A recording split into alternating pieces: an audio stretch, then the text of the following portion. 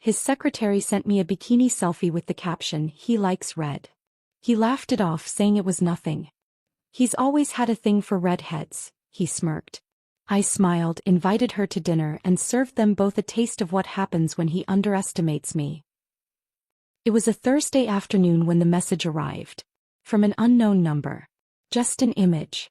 The notification pinged while I was preparing dinner. Jason's favorite pasta primavera.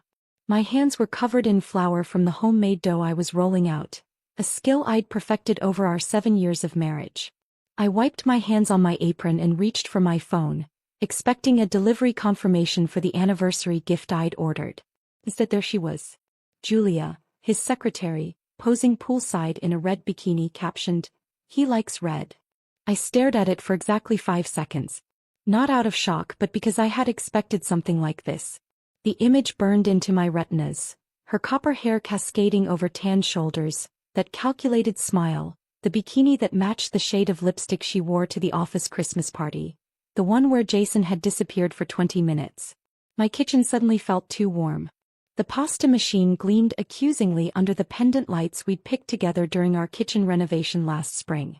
I set my phone face down on the marble countertop, the screen still illuminated with her image. Jason had become increasingly distant. Late work nights, fewer shared dinners, constant screen time. The signs had been accumulating like dust in forgotten corners. Last month he'd missed our standing Thursday date night for the 3rd time, claiming budget meetings ran late. I'd called his office at 9 p.m. and no one answered. When he finally came home that night, his collar smelled of unfamiliar perfume, something floral and aggressive. Not the subtle scent I'd worn for years because he once mentioned he liked it. I finished the pasta anyway, mechanically forming perfect ribbons. I heard his key in the door at 6:30, surprisingly punctual. His footsteps hesitated in the hallway, followed by the rustle of his suit jacket being hung in the closet. I slid my phone into my pocket just as he entered. "Something smells amazing," he said, loosening his tie, the blue one I'd given him for his promotion. He kissed my cheek, a perfunctory gesture that barely grazed my skin. We ate dinner with the evening news humming in the background. I waited until he'd finished his second glass of wine before sliding my phone across the table, the image still displayed. "This came today," I said, my voice steadier than I expected. "From an unknown number." Jason's eyes widened momentarily before he composed himself. He picked up the phone, his expression shifting from surprise to practiced nonchalance. When I showed him the picture, he laughed. "She's just being playful. You know how she is." Then the smirk. "I've always had a thing for redheads." The statement hung between us like a visible thread, one I could follow back through our entire relationship, connecting moments I'd previously dismissed. Julia wasn't the first. There had been Amber from accounting 3 years ago, whose auburn hair had caught his attention at company functions. Before her, Chelsea, the yoga instructor whose strawberry blonde curls bounced as she demonstrated poses. I'd been too trusting, too willing to believe his explanations. I didn't argue. I just smiled, tucked it away, and began observing more closely. That night I lay awake beside him, listening to his even breathing. The moonlight filtered through our bedroom blinds, casting prison bar shadows across the bedspread.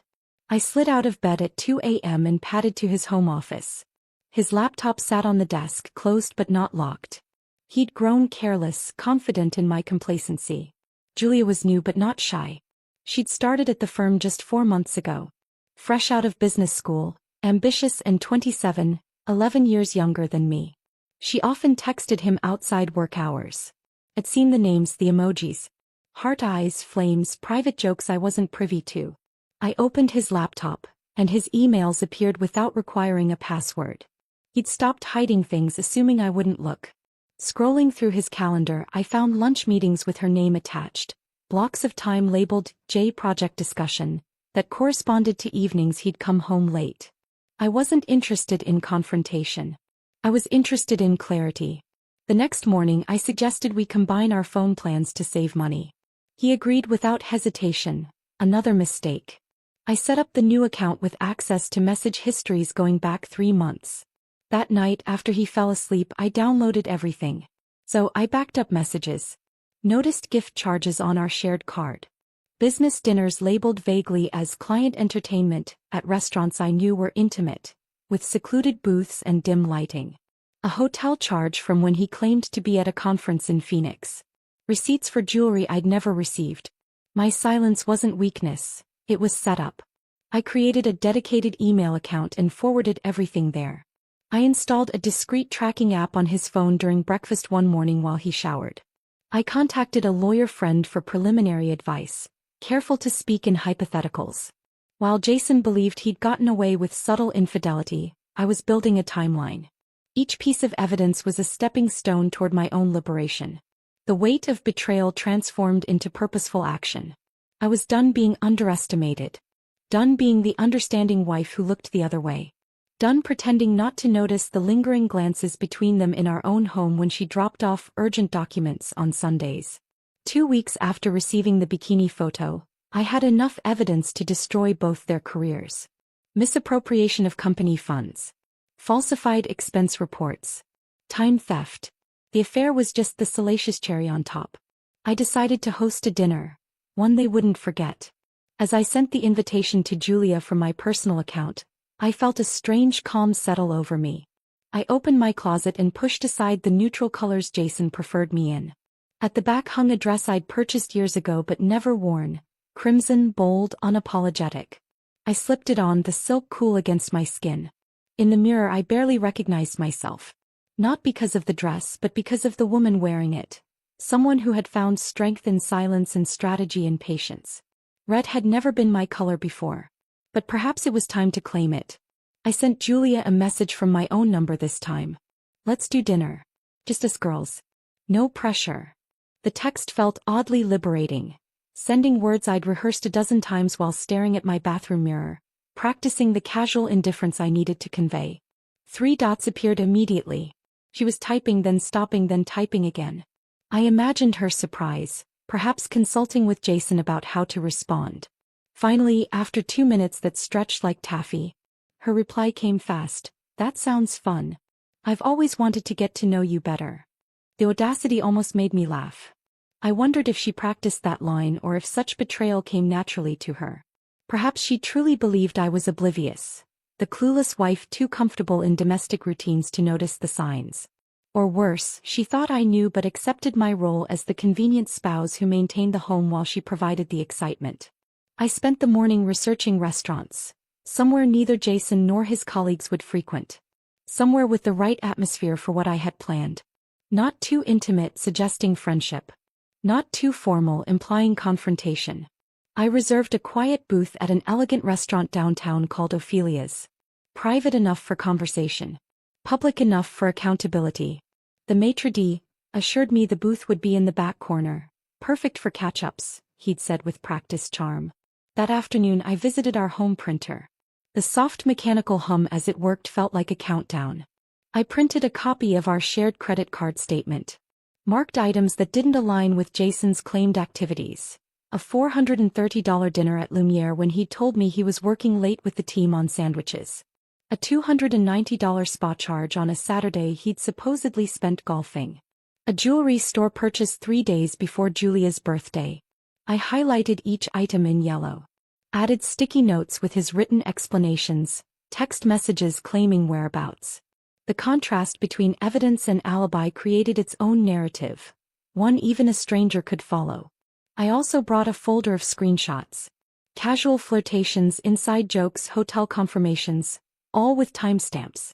I'd been thorough, organizing everything chronologically. The progression told its own story, from professional boundaries to blurred lines to explicit arrangements. One particularly damning exchange discussed my scheduled dentist appointment as perfect timing for them. The manila folder felt surprisingly light for the weight of its contents. I slipped it into a leather portfolio, the one Jason had given me for my promotion 3 years ago, back when he still celebrated my successes instead of competing with them. At home, I stood before my closet, considering my wardrobe choices carefully. The red dress caught my eye again, but tonight wasn't about making statements. Tonight was about being underestimated one final time. The night of dinner, I dressed in muted tones. A gray silk blouse and charcoal pencil skirt that whispered restraint and professionalism. Pearl earrings my mother had given me. A light touch of makeup that highlighted nothing in particular. I wanted to be forgettable, a blank canvas against which her choices would stand in sharp relief. I arrived 15 minutes early, settled into the booth and ordered sparkling water. My hands remained steady as I arranged the portfolio on the seat beside me, angled so it wouldn't be immediately visible. The restaurant hummed with Thursday evening energy. Business dinners, friends catching up, couples on dates. Normal people with normal lives, unaware of the small demolition about to take place in the corner booth. At exactly 7:30 she appeared at the entrance.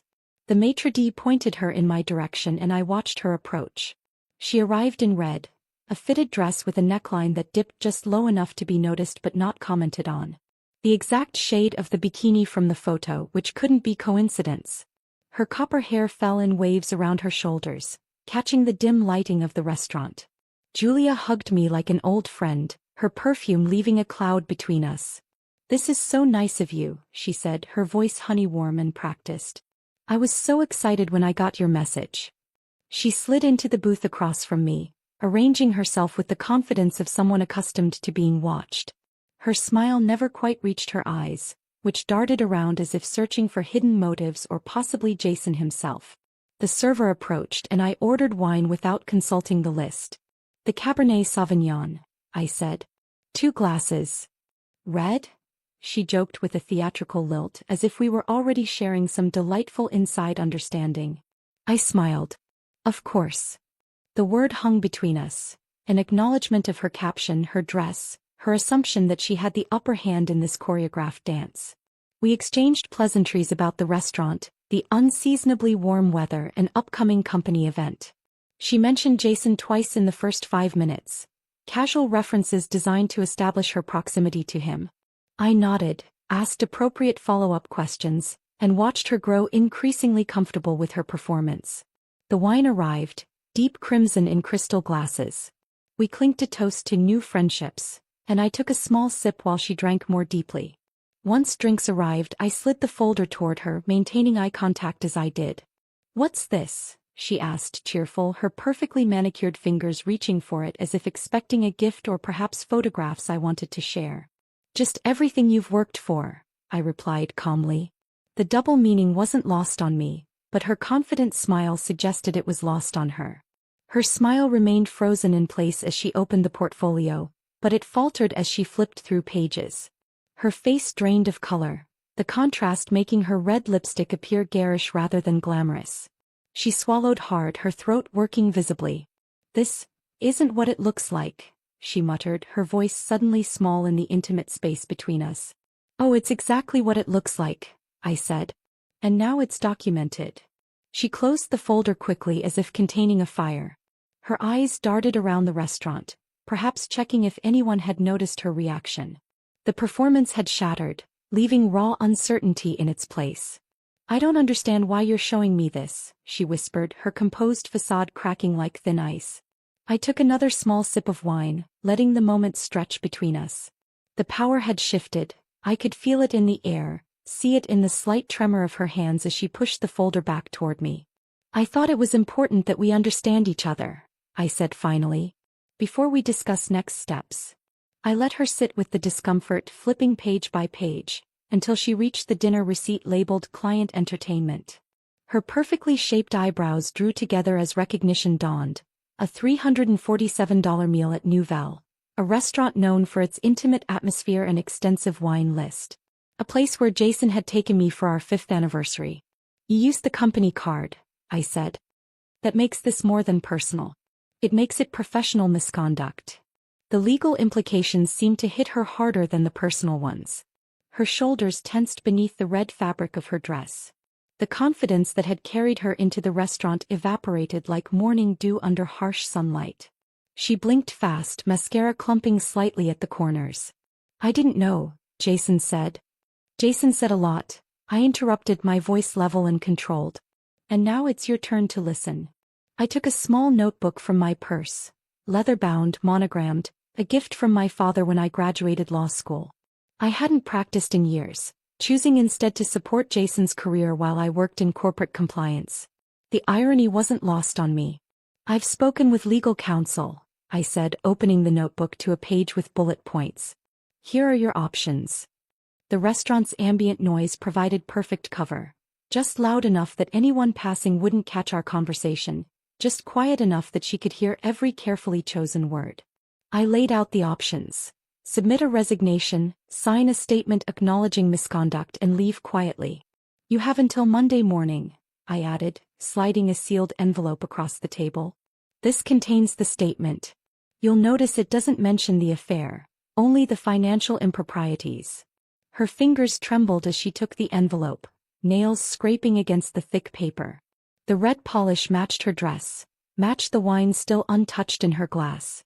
If you don't, I forward this to HR and legal. Along with the expense reports.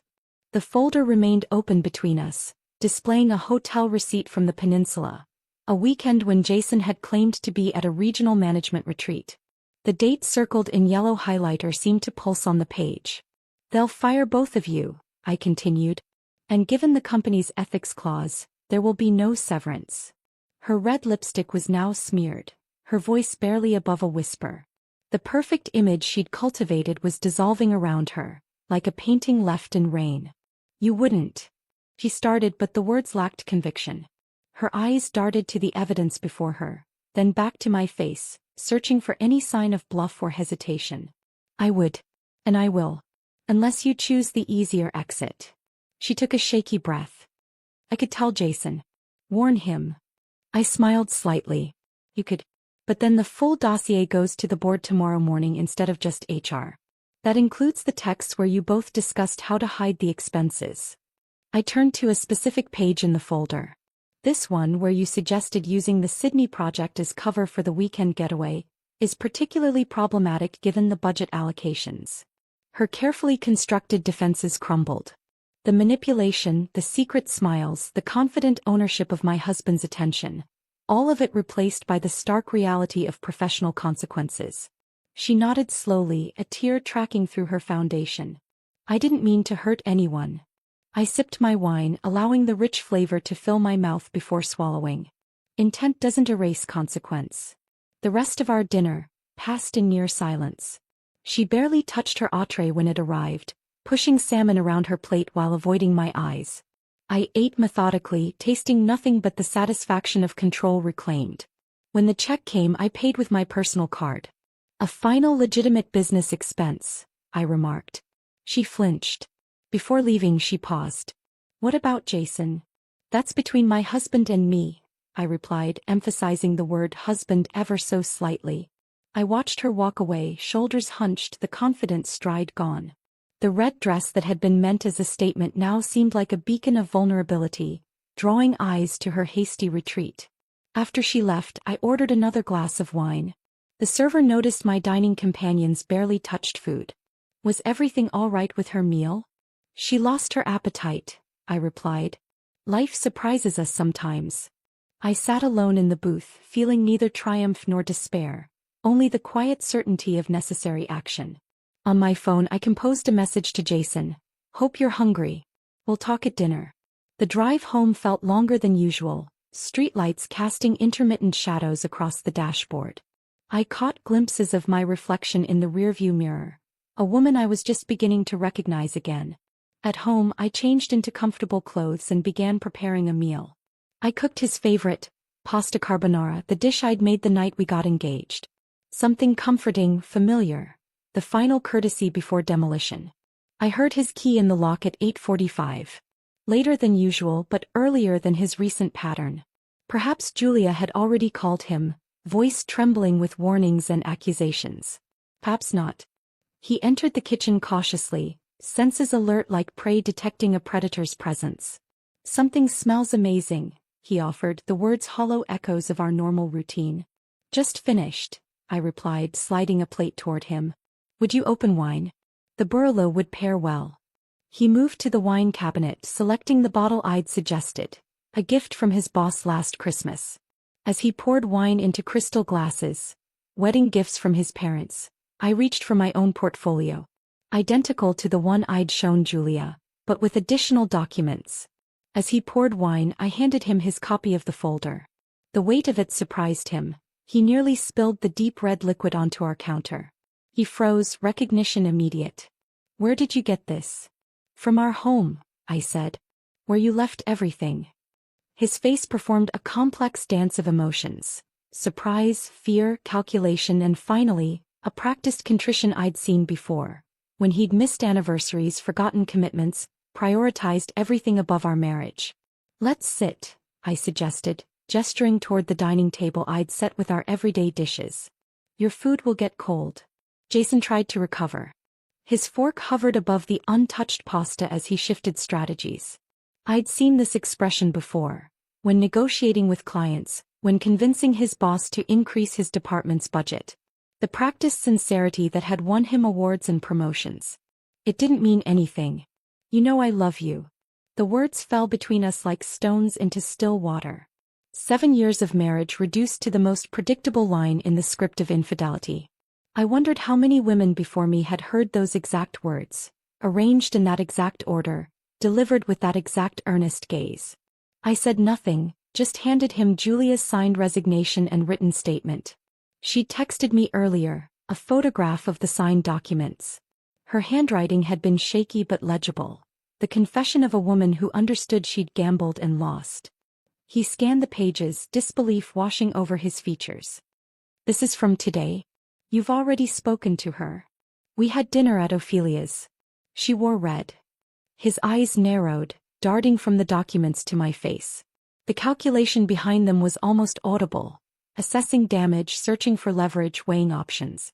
You set us up, he accused, voice rising with indignation that sounded almost genuine.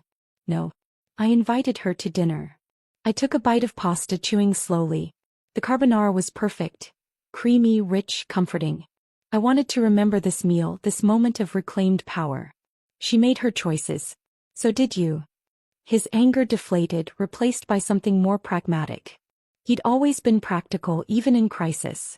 It was what made him successful in business, and apparently in conducting an affair under his wife's nose.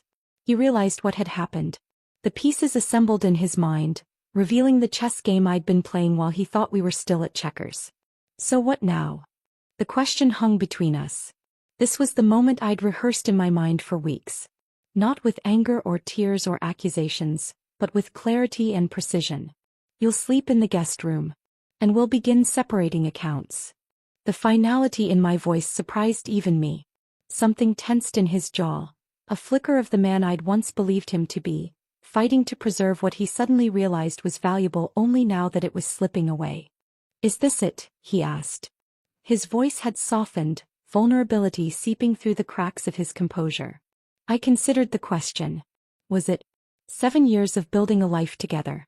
Vacations in coastal towns, Sunday mornings with coffee and crosswords, plans for children we'd never quite gotten around to having.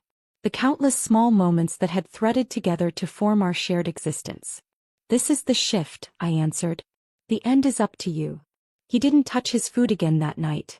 I heard him in the guest bedroom pacing, making phone calls in hushed tones. Probably to his brother, maybe to a lawyer. I slept deeply for the first time in months. Over the next few weeks, I moved with methodical purpose. I separated our finances, updated my legal documents, and scheduled appointments with a divorce attorney. Not out of spite but out of necessity, creating clear boundaries where trust had collapsed. One Tuesday morning, I requested a meeting with Marissa Levine, the company's chief operations officer. We'd worked together on several projects and she'd always respected my attention to detail. Over the next few weeks, I met with HR myself. The meeting lasted exactly 45 minutes. I presented the evidence clinically without emotional commentary. The financial improprieties were the focus. Company funds misused for personal indulgences. The affair was merely contextual. I laid out Jason's misconduct and Julia's resignation, my voice steady as I highlighted specific expenses and dates. Marissa's expression remained professional, but I caught the moment of realization when she connected certain absences with specific reports that had been delayed. You've been very thorough, she noted, closing the folder. And discreet. I value the company's reputation, I replied. And my own. The company launched a quiet inquiry, ultimately resulting in Jason's demotion. He was removed from the executive track and reassigned to a regional management position. Still respectable, but without the influence or visibility he'd cultivated so carefully. In a development that surprised everyone except Marissa, I secured a promotion to lead a procurement division, a role I'd quietly supported for years behind the scenes. My background in compliance made me the logical choice for restructuring a department that had operated too long without proper oversight. When the announcement went out, Jason sent me a text. "Congratulations. Was this your plan all along?" I didn't respond. There had been no master plan, only the natural consequence of removing obstacles and allowing my competence to be seen clearly. In our home, we developed a careful choreography of avoidance. Jason collected his belongings gradually, moving most to the guest room, some to a storage unit he thought I didn't know about. We communicated through notes left on the kitchen counter, texts about practical matters, emails copied to our respective attorneys. I didn't yell. I didn't threaten. Those were weapons of the insecure, and I had moved beyond the need for emotional warfare. I just documented, presented, and moved forward. The divorce proceedings progressed with the same methodical care I'd applied to uncovering the affair. Our mediation sessions were models of civility that left our lawyers almost disappointed. Jason stayed on at the company, but his reputation never recovered. The whispers followed him through hallways into meetings across the cafeteria. Not because I had spread rumors, I never discussed what had happened, but because absence of explanation creates its own narrative. Around the office, eyes no longer followed him, they followed me. Not with pity or curiosity, but with a new respect. I had transformed from Jason's wife who works in compliance to Elizabeth, the procurement director who restructured vendor relationships and saved the company millions. 6 months after that dinner at Ophelia's, I passed Jason in the hallway. He'd lost weight, his suits hanging slightly loose at the shoulders. He nodded politely, professional courtesy intact. "You look well," he said, an observation rather than a compliment. "I am well," I replied. And for the first time in years, it wasn't a performance. At the next corporate event, I wore red, not out of irony but power. The annual leadership summit gathered executives from all regional offices, a showcase of achievement and strategic vision. My dress was simple but impeccable, crimson silk that fell just below the knee, with a neckline that suggested confidence rather than attention-seeking. The color that once belonged to Julia now belonged to me, reclaimed like everything else she had borrowed. The ballroom of the Grand Meridian Hotel buzzed with conversation and calculated networking. Crystal chandeliers cast warm light over tables adorned with white orchids and silver candelabras. I accepted a glass of champagne from a passing server and surveyed the room, noting the subtle shifts in dynamics since last year's event.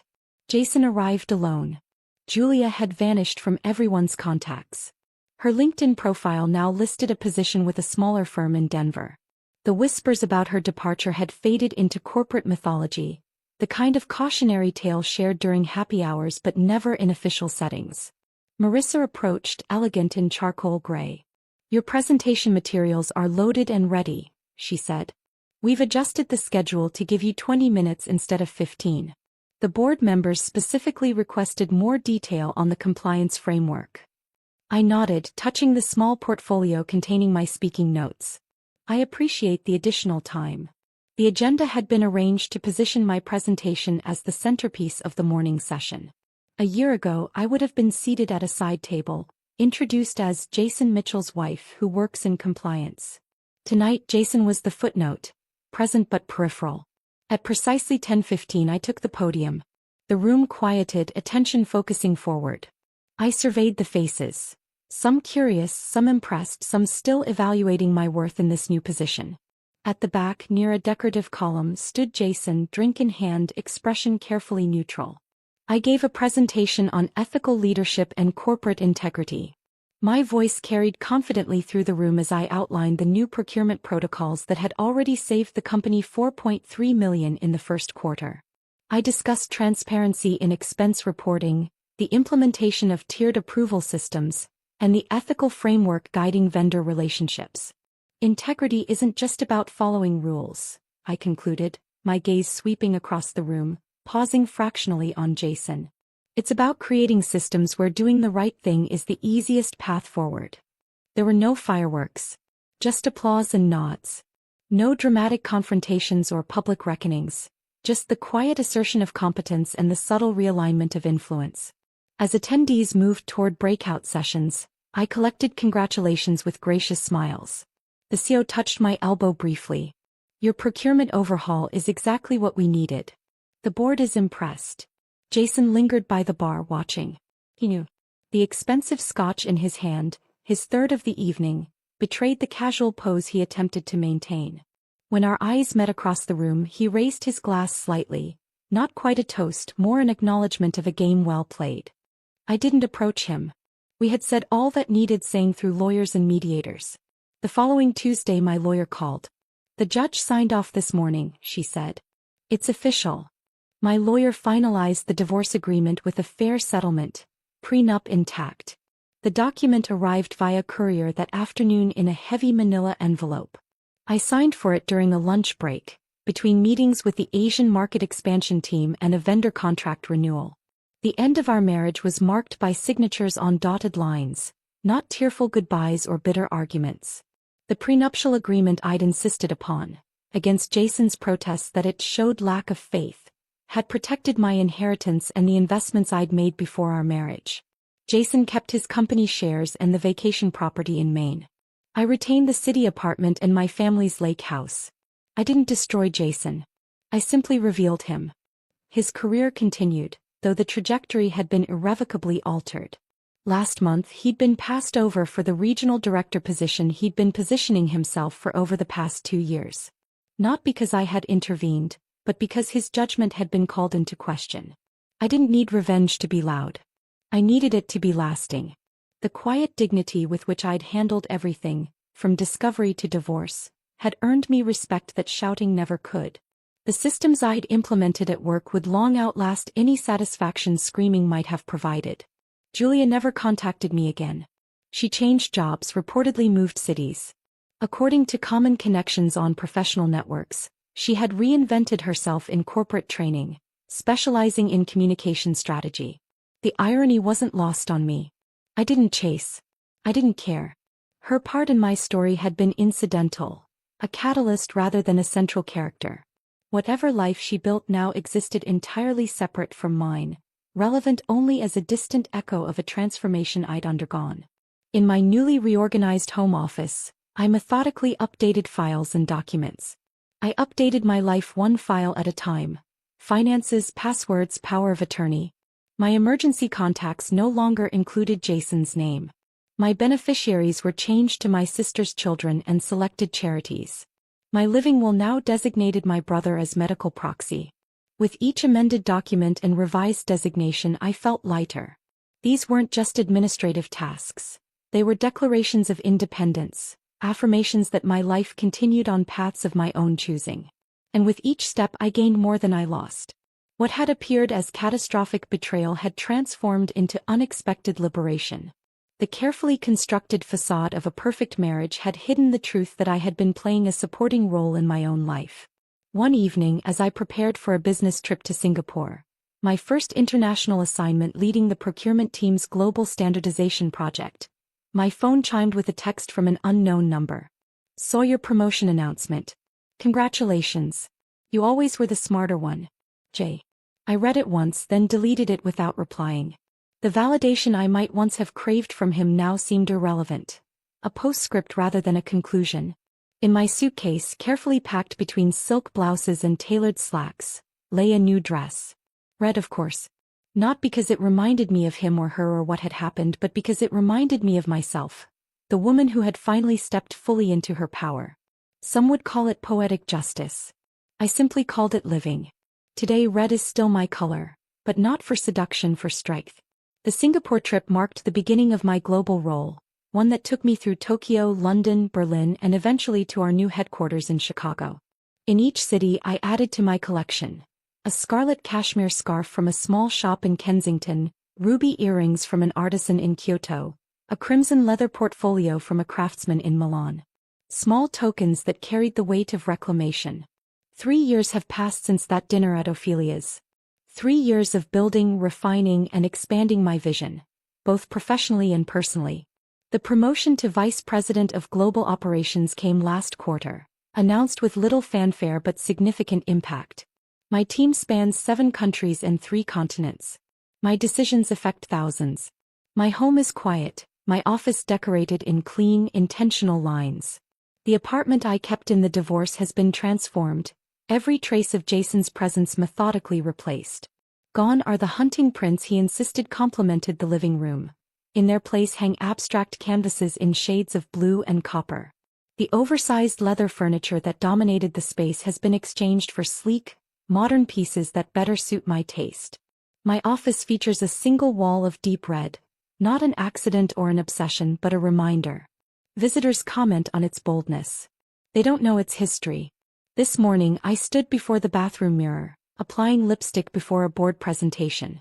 I see myself in the mirror and no longer flinch at what I tolerated.